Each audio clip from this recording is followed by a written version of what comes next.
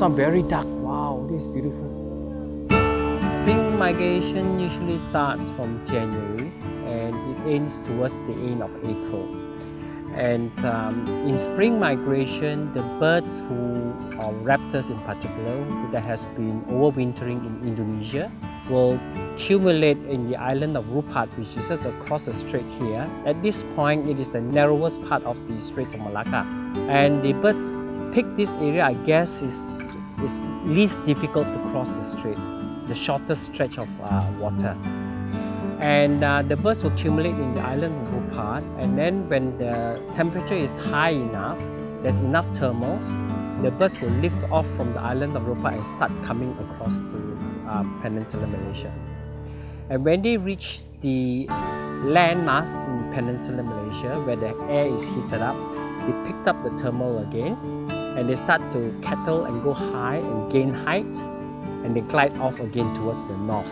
They leave Indonesia, come across to Peninsula, follow the peninsula up north, goes through Thailand, Cambodia, Vietnam, up to Taiwan, Korea, Japan, China, where they originate from. By the time they reach back there and they start to mate, breed, bring up the young.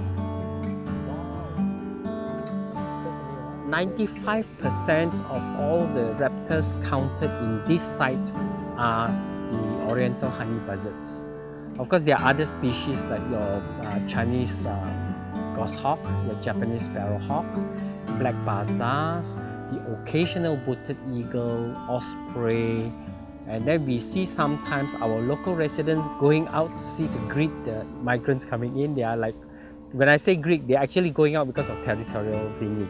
And the local residents are things like your changeable hawk eagle, your Brahmini kite, and as well as your white-bellied sea eagle. In the first place, to recognize, are they Oriental honey-buzzards? Are they the local white-bellied sea eagle? That's the first thing to recognize. Second stage is they will learn how to sex them. Is this a male or female? And age them. Is this juvenile or adult? And even more advanced is this first winter, second winter? First winter meaning it is the first time they're coming here for winter. Overall, when we look at the migration pattern, we also take note of the weather condition. Weather conditions like, for example, the wind speed, the wind direction, the temperature at that time, how much cloud cover is there, and barometric pressure. We are trying to see whether there's any correlation to the number of birds coming in versus the weather conditions. If it's a very nice hot day like this, with not too strong wind and not too much cloud cover, yes, you can get lots of birds coming in. But if it's a wet day with lots of rain, you won't get any birds. Sometimes here it's very clear, but on the Indonesian side it's raining, so they don't take off. So they stay back for that day.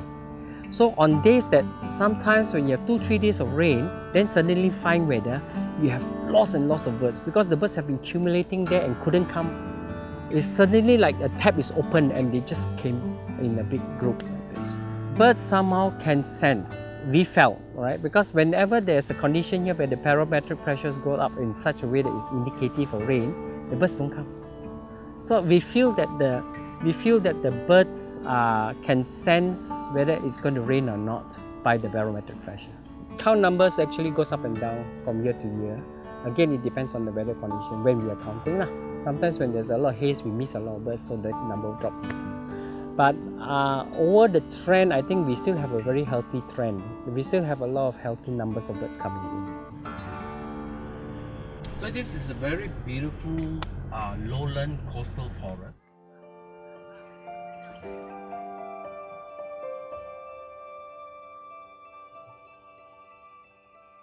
Malaysian Nature Society is working hard to educate the public on important areas, like for example this Tanjung Tuan Forest Reserve. It's an important area because it's a landing area. When I say landing, it's an area where the birds come into when they're living in Indonesia. They don't perch, they don't necessarily perch here, but they come in to Tanjung Tuan area, catch the thermals and fly off. That is why this area is very important. Tanjung Tuan Forest Reserve is declared IBA. IBA is an important bird area. And when you protect a forest reserve under an IBA, there are certain things that you can't do, like there's no unnecessary chopping down of trees and all.